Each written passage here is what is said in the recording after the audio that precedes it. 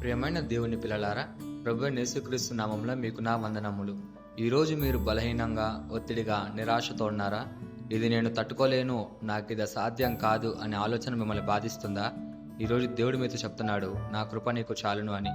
ఇది కేవలం మాట కాదు, ఆత్మ జ్ఞానంతో నిండిన జీవవాక్యం. ఈరోజు దేవుని వాగ్దానము కొరింథీయులకు రాసిన 2వ పత్రిక 12వ అధ్యాయము 9వ వచనము. కొరింథీయులకు రాసిన 2వ పత్రిక 12వ అధ్యాయం 9వ వచనం వాక్యం ఇలా ఉంది, నా కృప నీకు చాలును అని. ఈ వాక్యము అపోస్తలుడైన పౌలు ద్వారా చెప్పబడినది. అతను తన శరీరంలో ముళ్ళును తొలగించమని దేవునికి ముమ్మార్లు ప్రార్థించి వేడుకున్నాడు. దేవుడు తనకిచ్చిన సమాధానము, నా కృప నీకు చాలును అని.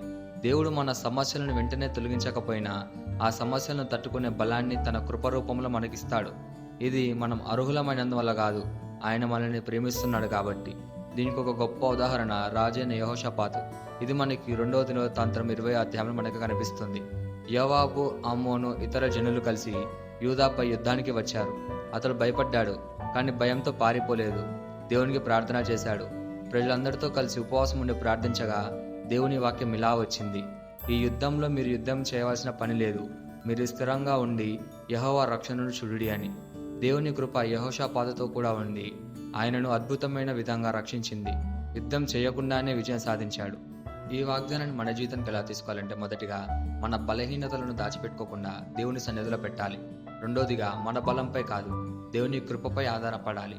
మూడోదిగా మన అవసరాలు ఎంతున్నా దేవుని కృప వాటన్నిటికంటే చాలుతుంది అనే విశ్వాసం కలిగి జీవించాలి.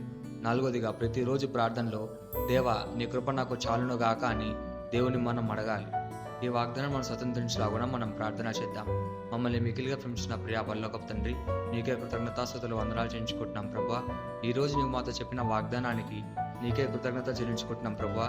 నా కృప నీకు చాలును అనే నీ మాట మా బలహీన హృదయాలకు శక్తినిస్తుంది.